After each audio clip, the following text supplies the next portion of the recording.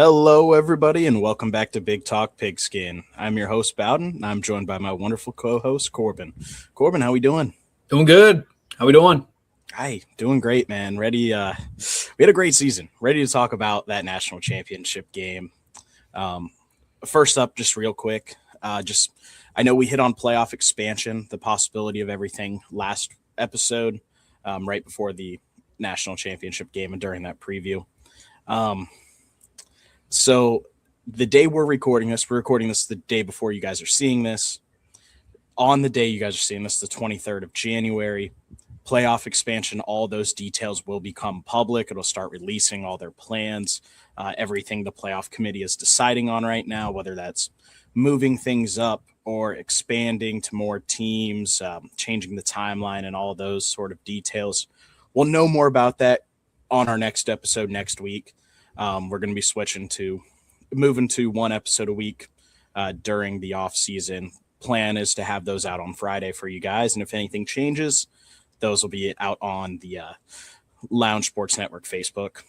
If those get delayed or moved up any days at all, but that's the plan so far. So we'll talk about whatever they decide next week, as well as some other fun stuff. But for now, we're going to dive into this national championship game, get this all recapped for you guys, and let's do it. Let's get right into it. What a game. Really was. Neither of us expected it to go this way. No, we did not. We both thought this was going to be more of a blowout. And Miami didn't disappoint. No, they didn't. I was pleasantly surprised by it as well. I mean, I think some things went their way. And I think they schemed up really well against Indiana as well. I mean, holding Fernando Mendoza to no passing touchdowns, correct? That's very impressive. That's very impressive. He had to run that one in. He didn't pass for very much. I don't believe there's many teams that have held him to under 200 passing yards this year. Yeah, I'm going to do some digging to see. Yeah, I was going to say I definitely would. I mean, I think their defense definitely showed up kind of as we expected. I just figured Indiana was probably going to this wasn't one of I think the best schemes I've seen out of Indiana this season. Maybe they just didn't match up well against Miami, but in my opinion, yeah, I think in the end, I mean, if I'm going to be honest, I think Miami looked mildly more physical than Indiana. I think a couple things went well. Number 80, what was his name? Becker or Becker? Yeah, Becker, the tight end for Indiana. Dude, I believe he's a tight end. Maybe he's a receiver. I think he's a receiver, but kid didn't play like a lot of the season, didn't have a whole lot of success, and boom, out of nowhere, just makes some of the two of the best catches I've seen like in clutch moments in a long time. Right. I was like, oh, who's that kid? You know? Yeah, and that's honestly who I thought should have gotten offensive player of the game. Yeah, real. I mean, he was a dog. He looked really good. He wasn't starting, I believe, but he was getting his snaps in during the season. But the last couple of weeks is kind of when he took that step up. Yeah, he started to step up. Yeah, and those catches, they weren't fantastic balls by Mendoza, but maybe that was by design. They look underthrown. He has to come back for them. But again, if he throws it perfect, that might actually be an interception. Potentially. Based on where ball placement would need to be. So that was great. He did a great job. Yeah, I mean, I think he kind of wiggled his way into the first pick. I think he's pretty much going to Vegas now. I think that's set in stone or what it seems to be. But what a game! So much more impressive than what I thought. I was screaming at the TV. There was a turning point where I kind of looked and I was like, I want Miami to win this. Like I went That's true. He did say Indiana fan, and then when Cignetti took the field goal at the end there, I was like, dude, you lose the game. Like you lose the game. Like it was a perfect defense setup. Came up clutch. Yeah, but it was a perfect setup for Miami to really put a horrible crushing end on that season, but it didn't happen, right? I mean, defense held true. But yeah, I mean, this was an interesting showing to say the least. Interesting teams matching up against each other. I mean, I don't think in my life I've ever seen a team catch stride, like kind of find their stride and sort of start firing on all cylinders the way that Miami did. They really turned it around. I mean, again, I know I've said this on the past couple of episodes, but this is a team that was not supposed to be in the playoffs. Finds himself in the national championships, in the national championship down by less than one touchdown, with the ball with 1 minute and 48 seconds left. You know what I mean? It's crazy to think about and kind of where we stand here. So they played great. On that point, Mendoza during the regular season had only thrown for under 200 passing yards 3 times. Those games were Old Dominion, UCLA, and Purdue. Now, UCLA and Purdue were huge blowouts where they didn't need to pass the ball that much. Right. Old Dominion is an early game that they only won by 13 points. So that's just kind of maybe just him getting his groove in earlier. Right. So this hasn't happened much. Miami played a really strong physical game, and they've done that the entire playoffs. It's the reason that they made it to the national championship. I remember watching them play against Ohio State, and they're flying around, just laying the wood, every hit, every tackle. They look so physical in the playoffs, more than any other team, I thought. Yeah. Again, that's great season for Miami. Like, all props to them. This game, to me, this national championship game really reminded me of Miami's semifinal game with Ole Miss. I agree. Except that Miami just couldn't complete that comeback. They just had Carson Beck throws a bad ball, throws an interception, gets jumped. And we were kind of sitting there all game. I think, we watched this game together, and I think that entire game we just thought, when was the interception going to come? Right. When was an Indiana corner going to jump Carson Beck's pass and get a huge play? I figured he was going to throw a pick six at some point on maybe one of those screens or one of those just little quick passes. Instead, he throws the game-sealing interception. Unfortunate one. For him, yeah. Yeah, unfortunate. For the Big Ten? Great. No, definitely not. And the last episode shows, and let the record show, I was rooting for Indiana in this one. I just think it got to a point where I was like, Cignetti, what are you doing? And there hasn't been many times this season where I've said that. But I just think it was a interesting, bold move to say the least, to give it back to them. But it panned out. Yeah, but would you rather? So this is the scenario that, like, why that kind of happens is, do you want them to? Let's say you don't get that first down on fourth, so you don't kick you kick the field goal instead, right? That's what they did. They kicked the field goal instead. Let's say they don't kick the field goal. They go for it. They don't get the first down. Miami goes down the field. There's 5 seconds left. Kick a field goal. Now we're in overtime. Do you really want that to happen? No. So you're going to say, we're going to force you to score. We're going to force you to go down there and score a touchdown. We're going to trust our defense. We trust our guys. So, he has full faith in his guys. That's what he went out there and showed. He said, I have faith in my guys. They're going to get a stop. They're not going to score a touchdown. Doesn't matter. I guess. I saw that too, where it was like, obviously a 3-point difference, but you're on the play calling would have been different. 10-yard line, 15-yard line. Miami's play calling would have been different. They wouldn't have thrown that pass there. Like, they might have been running a little bit more and trying to get the clock down and going, we don't want to throw a really bad pass or force a pass and have a turnover to lose the game. Instead, they would try to set themselves up for a field goal if things aren't moving progressively that way. Then you go to overtime and anything happens there. Right. I mean, all in all, it worked out for old Cignetti. So, I mean, can't hate on him. Best storyline of all time. Yeah, it was really, greatest college football storyline ever. I will say, kind of unfolding upon the Indiana story, it is I wonder if it will be the framework for future sort of teams. Like, you sort of have these portal scheme fit guys, and that's a hard thing to do. Let's not for a second take that away from Cignetti. A very impressive thing to do. Oh yeah.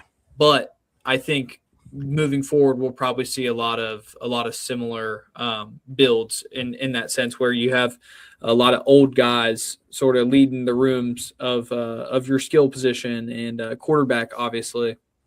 I mean, and to be fair, we are starting to get in that point where the older guys are starting to phase out. You know, the COVID year guys are basically done at this point.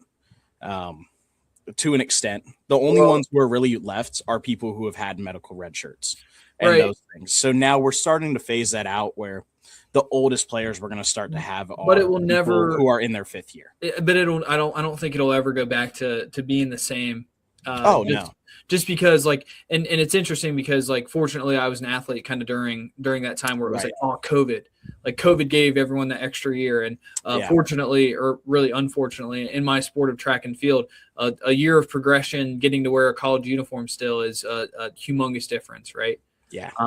But that still holds true now with the JUCO rule and everything. And that's true. Yeah, we're going to see these stories, I think, over and over again. I think even without the COVID. I mean, look at Diego Pavia. I think he was after COVID, because I think he's our age. So, he played 2 years in JUCO. Right. So he played 1 year in JUCO, and then had already played 3 years at D1. So this year was like his fifth year, 4th year in NCAA, which, like, I understand the ruling. Like, let's take a second here and go. The ruling is that you were not an NCAA athlete. You were not affiliated with the NCAA. So I understand that. Do I personally agree with it? Absolutely not. You were a college athlete. You were not still in high school. You weren't not playing. You were a college athlete at whatever level. Whether or not it's the NCAA or not shouldn't matter in my eyes. It never did before, but now all of a sudden it just matters because people are butthurt that they didn't get their chance earlier, and now they want to have extra years. That's what I think of Pavia. That's exactly what it is. It's a big be better in high school. Yeah, it's a big, like, inclusion thing, and it's, I don't know, it's not great. So no. And I like what you said. I think we're getting towards the phasing out, right? It's never going to be the same. You are right. It will never be the same. It will be better than what it has been the past 3, 4, 5 years. It'll be better. It's just never going to be what we remember. It never will. I mean, the world we grew up in no longer exists. Am I right? No, it doesn't. Everything changes. The football we grew up watching is not the football we're watching now, right? Oh, not at all. You know, I worry about the kickoff even. You know, I do too. How much longer do we have it? If the kickoff's gone, I'm gone. That's not true. It's not true, but that's the thing about the NFL I dislike the most is the kickoff. I see it, and every time I criticize it. Anytime I watch an NFL game, every kickoff I see, I say something negative about it. I don't like it. Yeah, I think in theory it's a really good idea, and I think it's cool to see how, like, the other football leagues are kind of influencing the professional football league. I know we're kind of getting off on a tangent here, but there's a big trickle down effect, right? And it is 2 separate games. In the same way that college basketball is very, very, very different than the NBA. Like, oh yeah, in my opinion, it really isn't even the same game, and it just goes to show how most college players don't translate well, right, to the NBA. Yeah. You got to be a top of the top guy. That's what makes NBA is just street basketball that they're getting paid millions of dollars to play. Right. That's college basketball, or at least playing as a team. March Madness is so great because of that, right? Yeah. You find guys from Central New Jersey who just have good continuity and can run up and down the court and just, you know, like sort of take care of business, right? But no, kind of to circle back here, weave back into the college football, like there's a humongous trickle down effect, and I think the NFL moving towards this, I think it could only be a matter of time, and I hope. Fortunately for us, and maybe I'm wrong here, but there's a player association in college football hasn't really been started, or isn't really like it's like kind of there, but I mean, it's the NCAA, it's a governing body, right? The only way it's there was really for the college football games, the AA college football games, because they kind of formed it. They kind of formed one to just go, hey, we want to make this a lot easier to get everybody into this game. Right. But I'm saying here's what we're gonna do. If you sign into this, organization, player association, then you'll go into the game. These are all the terms, whatever. But it's not much of a thing. No, I'm saying like the way the NFL has a player association where there's heads and they get together and it's like, hey, voting on I don't know, the only thing that's coming to my mind right now is like the legalization of certain substances throughout the league and stuff like that, or or like the kickoff rule when that happened. The buys, the bye week and stuff like that. Right. Yeah. The kickoff, like kind of how they kind of, I don't want to say they ruined it, but they kind of said, hey, we're professionals. And I think this is where, as a society, and again, college football, it hasn't infected it, and it may not because it's like because of the sanctity that it carries. I mean, you're playing for your college town, right? Yeah. And that's what makes it so great. You're not paying for a paycheck. You're not playing for a paycheck. Except you are at this point. Well, now, yeah. A lot. That's the problem. Is now you are playing for a paycheck. You're not playing for your town, because a lot of these guys are going, I've spent 6 months here. Right. They have no connection. It doesn't make sense to me, somebody going to, let's say, like an Ohio State, and then they transfer somewhere, and then they transfer again and they go to Michigan. It's like, that would never have happened, ever.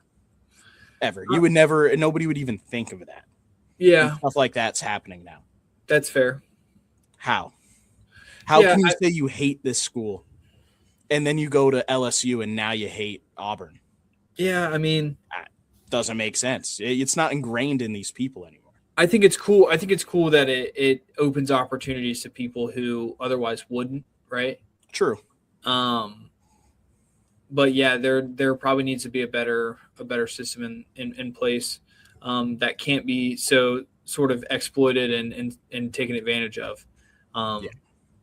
I don't know though. I kind of, again, looping this back into the Signetti thing. I mean, finding the right guys in the portal's hard. Like, there is no like secret formula or any sort of, hey, this guy's gonna work perfect for you, because you never know how they're gonna mesh. Them being there. Yeah, exactly. And so there's sort of an art form to that, and with kind of the recruiting and stuff like that, you are still going to see schools where you're like, Michigan is always going to have the funding for the football program. Yeah. And I mean that in the sense of they're always going to have enough money for the NIL program. And guess 100%. Who else is? Ohio State and Penn State and all these humongous football schools. But what you find is these pockets of schools where it's like, we've got a lot of money. We kind of just want to see a football team be really good, right? Yeah. And so that's cool that we now kind of live in the age where it's like Texas Tech, oil money, it's yours, whatever. Yeah. Oregon, like, yes, they are a Big Ten perennial powerhouse. Unlimited Nike, funds. You know what I mean? Unlimited funds from unlimited. And so, and it's the same thing like USC, like these household names where, or these household brand names. I mean, Hey, USC's been paying people for years. Let's not get this wrong. Now this is this is kind of the inverse of what we just said, and this is not a Big Ten program, but I am going to bring this up just because we're kind of rambling here. West Virginia, have you seen what's going on over there? No. Cleaned house. Did they? Like the entire team? Player turnover has been impressive.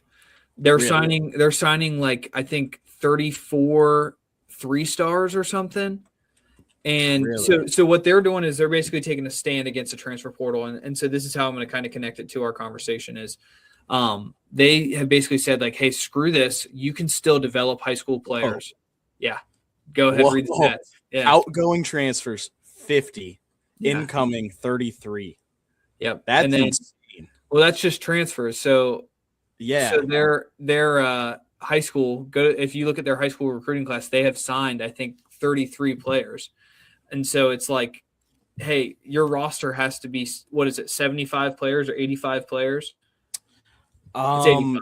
Yeah, they changed everything around. It used to just kind of be you could have as many scholarships as you wanted. I don't exactly remember the number now. Sorry, I'm trying to find their actual. No, you're good. Yeah. I'm pretty sure they signed like 33 high school recruits, and then they have like 33 transfers. So it's completely cleaning house. I'm not sure if they got rid of their coach over there. I know they've had some disappointing seasons the past two, only because they played Penn State, so kind of got to follow them that way. They have one hard commit. 12 people have signed letters of intent. 35 enrolled. So they're bringing in. They have 48 people that they're bringing in / committed from high school.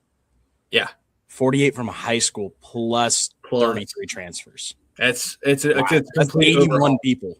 It's a complete overhaul. Like very, very, very, very strange. Very impressive. I mean, they're a team that if you were a betting man, which I won't say I am, you over under wins on West Virginia.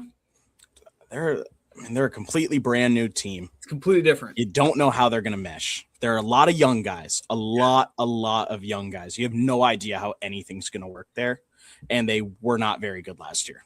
Yeah. I would put theirs right at about 4.5 over under wins. Can I ask you something? What is their recruiting ranking? Yes, please. They're for transfer portal and high school commits. Oh, let's see here. Recruiting ranking. West Virginia ranks 26th on high school. 26th on high school.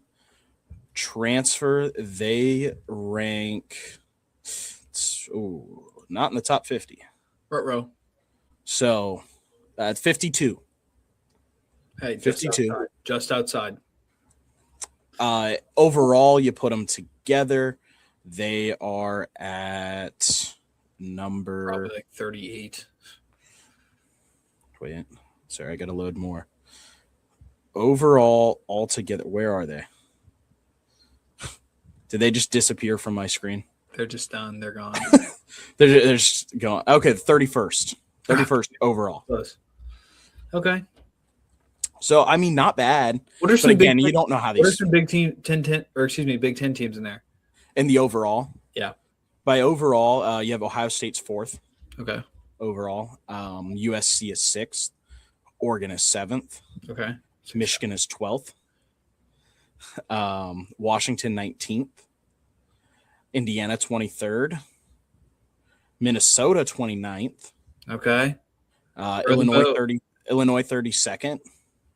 Iowa's at 36th. Come on, Hawkeye. Penn State at 44th. I mean, that's because they brought in the entire roster of Iowa State. Yeah. Purdue 46th. Michigan State 48th. Maryland 54th. Northwestern 56. UCLA 60. Wisconsin 65. And Nebraska 80th because they are trash, garbage program that nobody wants or likes. Jeez. Sorry. I'm just being honest here. I'm just being honest. Yeah, I hear you.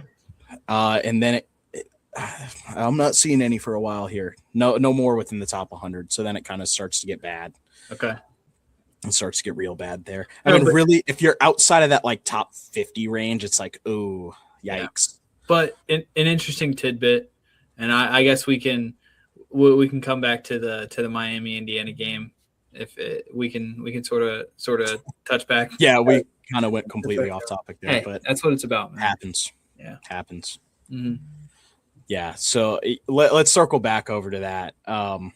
They'll continue to keep building these two programs. Miami without a quarterback going forward right now, whole mess going on. Yeah, we'll definitely be back.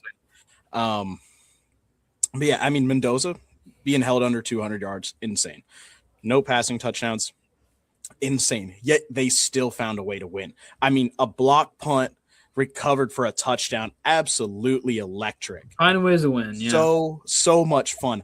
I mean, like, I love that kind of football. That's what I see out of my Hawkeyes most of the time. Most of the time, that's the type of way we score. Always finding a way to bring I always the find Hawkeyes into it. Look. Let's go 3 years ago. How did we score 90% of our points? Oh my God, like that. Oh I love it. I love special teams. Love it. We're special teams. Special teams wins games, baby. They can, and their run game solid for Indiana. Kalon Black, number 8, 17 carries, 79 yards. Roman Hemby, number 1, he had 19 carries, 60 yards. And then Mendoza, obviously, with that rushing touchdown. I mean, put his body out on the line for him. So impressive. Needed it. Had to happen. Looks like Cam Newton out there flying through the air. That's Superman. Superman. Yeah. Flying. No, it was impressive. I was like, oh, he's down. Nope. He just made – it was funny because one of the guys we were watching it with, we were like – he was like, Mendoza hasn't had a Heisman moment. And not even plays before that.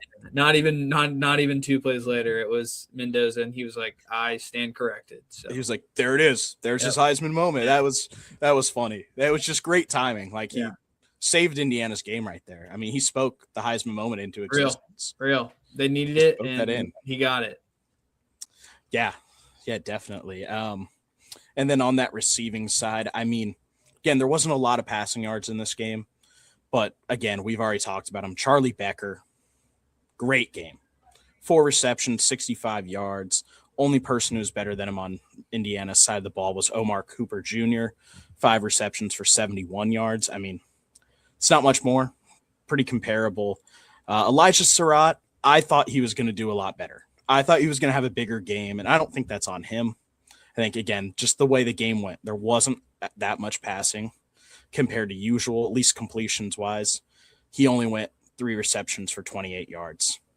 I personally thought he was going to have a bigger game, but I don't think that's his fault. Yeah.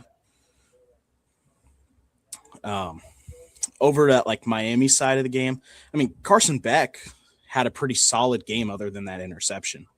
Yeah, 19 for 32, 200 definitely yards, a touchdown, and then the game-losing interception. Right, definitely wasn't a bad game for him by any stretch of the imagination. And 2 guys for Miami to just watch out for going forward, and these guys were insane. I'm sure you guys watch this game, and you guys probably know exactly who I'm talking about. These 2 guys were absolutely insane. Mark Fletcher Jr., the running back for Miami, wow. Yeah. He just was making plays happen. Dog. I mean, 17 carries, 112 yards, 2 touchdowns. Dog. Malachi Toney. Freshman. The whole freshman. He's going to be tearing up the NCAA these next 2 years. Now, hold on. Yeah, you said it about Jeremiah Smith as well. Yeah, I was going to say, you've so maybe. And you say this, and here's what I'll say is the freshman phenoms have not panned out great in the past couple of years. Ryan Williams. Not great. Jeremiah Smith. Not even the best receiver on his team this year. Yeah. But Malachi Toney, 10 receptions, 122 yards, and a receiving touchdown in this national championship game. And again, he just looked real good. Yeah. Real good. And I've honestly, the entire playoffs, I guess really other than that Texas A&M game for Miami, he's been like their playmaker. Yeah, pretty much. He's been doing everything he can. I think he returns too. Toney does, yeah. I think, he's their punt returner. Not kicks, but punts. So, like, he's making plays all over the place. Yeah. That's a guy. That's just a guy right there. Mm-hmm. And it sucks for Miami, but, I mean, Indiana capping off a fairy tale of a season, you know? Oh, yeah. And like we said, the greatest storyline ever in college football. I'm sure in 20 years from now, we are going to have a movie written about the history of Indiana, like not like the full-blown history, but kind of like shows that how bad of a program they were kind of for a little bit, and then shows that like last year, shows the disappointing end, and then go boom right to this year and shows this whole electric story. Yeah, I mean, we live in a world where Indiana isn't it. Indiana, the University of Indiana is the national champions. Like they're a current college football powerhouse. Yeah, I mean, Strange world. Has that word ever been spoken by anybody before this season? No. And if it was, they were making a joke. Or Dynasty, yeah. Or just a video game. But it's not real. No. It's turned into a reality. Curt Cignetti has made his own college football dynasty in real life. That's real. Yeah. He is 27-2 at Indiana. He's only lost, I think he's 48-6 in the FBS from when James Madison moved up. He only lost 4 games at JMU. Yeah. So impressive. He's a guy. And he'll never leave. The guy. This is my thing with coaches jumping around. I'm going to get off topic here for a second. Like Lane Kiffin, Ole Miss to LSU.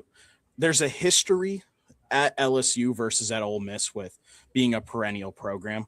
So I understand that as the argument. But if you make Ole Miss good enough, they're at the exact same level as LSU. It's the same with any Power 4 program. If you can take Missouri and they go undefeated and win the SEC, as long as you can recruit well and do transfer portal well, you will always be at the same level as Georgia and Alabama. Always. Yeah. It's the same in the Big Ten too. And that's why There's funding, will never need to leave. But if now you're good, funding comes with it. Yes and no. Indiana, we were talking about this during the game.